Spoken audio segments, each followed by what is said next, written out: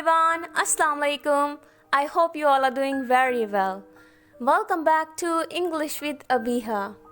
I know that you guys were impatiently waiting for the next video, but actually I was stuck in my final term exams and now finally I'm done with my exams and I want you guys to pray for my success. May I maintain my CGPA in each semester, inshallah. Okay, so without wasting any time, let's get started with the topic. Today, we're gonna work on diversifying your English vocabulary. I have identified 15 words in English that we can use all the time, and we will work on learning synonyms to those words, and we will explore those synonyms. So the next time you see a nice person and you don't say nice, you say a cordial person or a charming person, but you don't use nice all the time. So if you're interested, smash the like button and continue watching this video. Angry. The first word is angry. We use it in many different situations.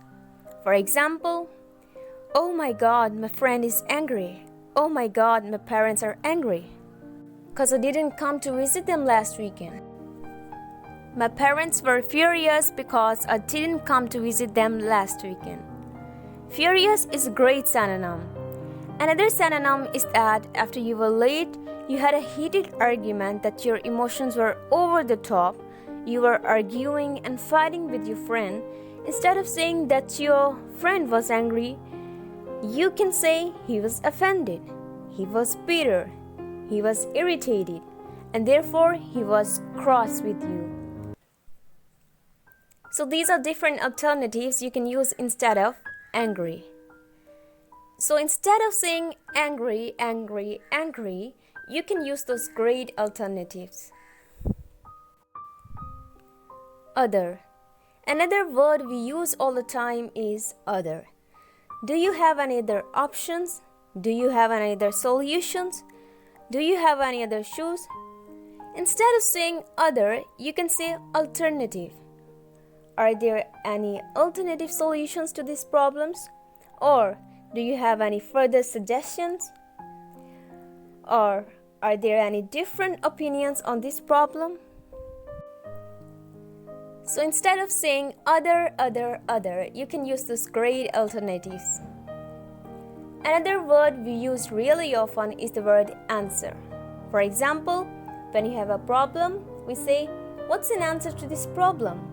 In this case, this word can be replaced with word solutions, or you can replace it with the word explanation. What's the explanation to this problem? We often use the word literally.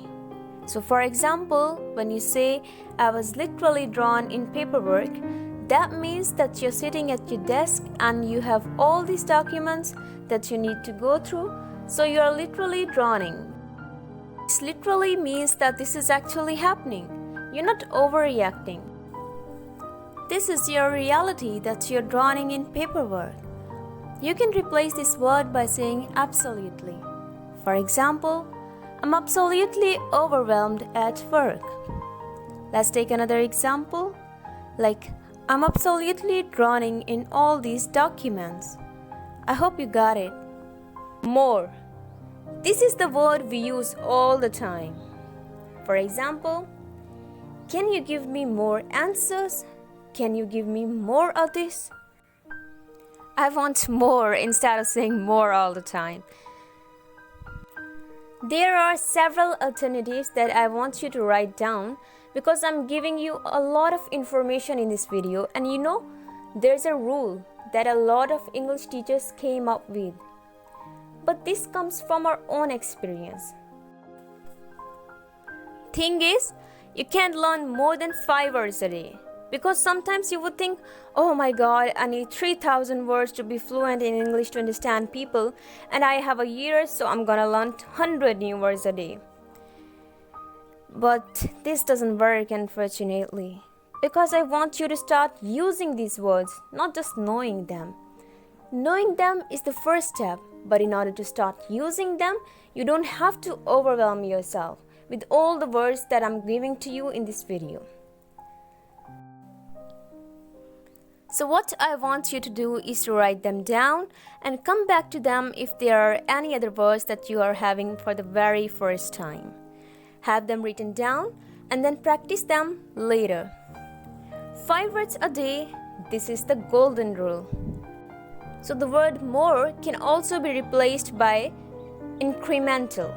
When you're talking about changes, there are more changes coming with this pandemic. So you can replace this word with incremental. For example, there are incremental changes coming with this pandemic. I can quote another example like, he has been conducting incremental tests. You can also say additional. For example, I need additional options instead of saying I need more options. Or I need additional solutions instead of saying I want more context on this problem. You can say I need greater context on this problem.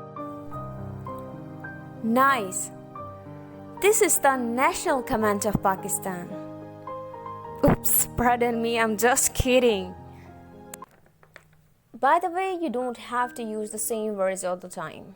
So nice can be replaced by alternative when we are talking about somebody's experience, or attractive or charming can be used when you're talking about the character. Delightful. Again, when we're talking about the type of person somebody is, or when we are describing an event or a conversation, you can be like, this was a delightful conversation. Lovely, polite, kind, gracious. Again, these words have a slightly deeper meaning than just being nice. And I would actually appreciate the compliment I receive. Abiha, you are very polite and kind person. Instead of just nice, because nice is very general and those words I'm giving to you are revealing more details.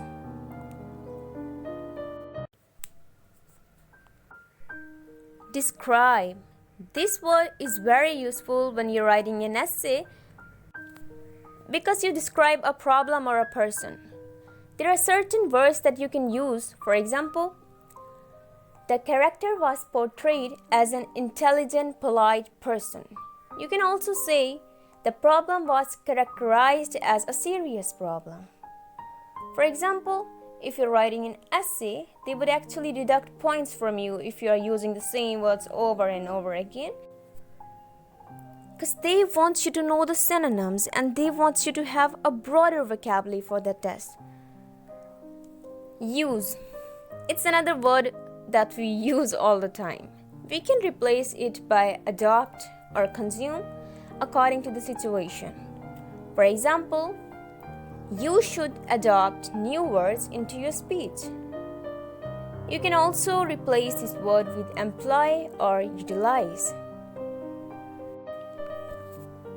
The next word that we're using all the time is word hard. I had a hard day.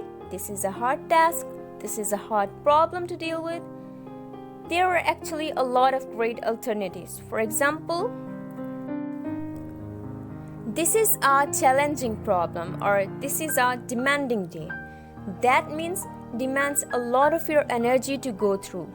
Or you can say, this is just a difficult problem to deal with. Okay, so the next word that we love to use is many.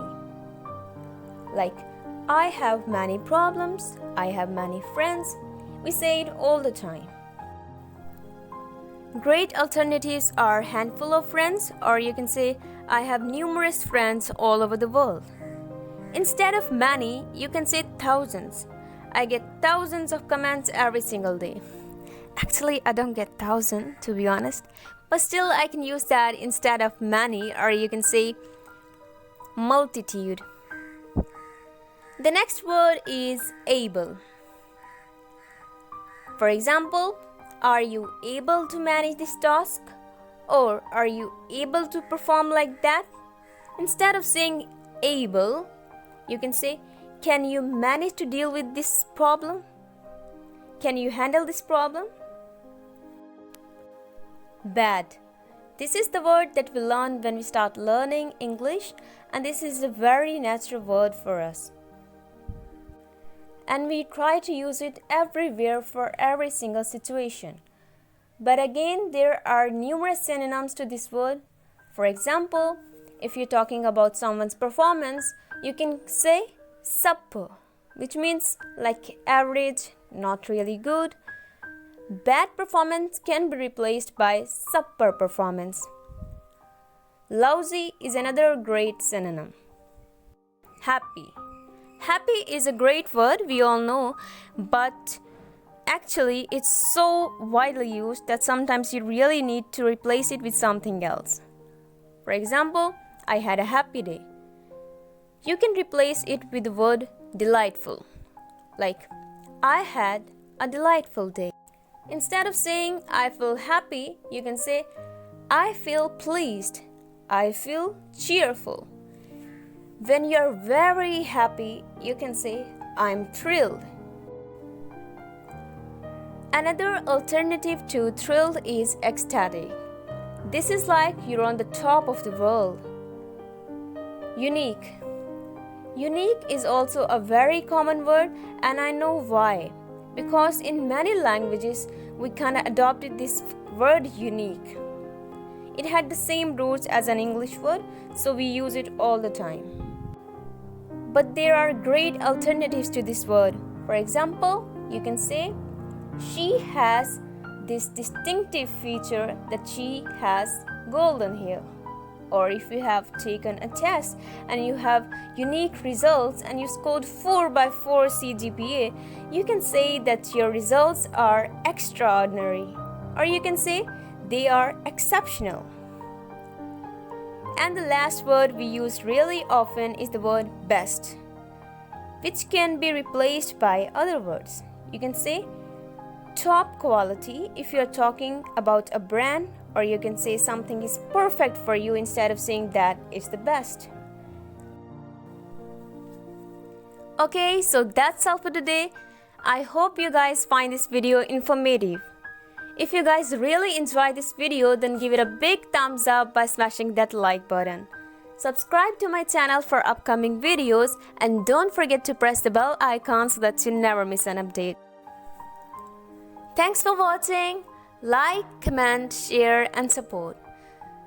Don't forget to share your feedback in the comment section, and feel free to contact me on my Instagram and Twitter if you guys want to recommend me any topic relevant to English language and English literature. The links are given in the description below. Okay, so that's all for today. Get ready for the next video. Best of luck for your studies. Take care. Allah Hafiz.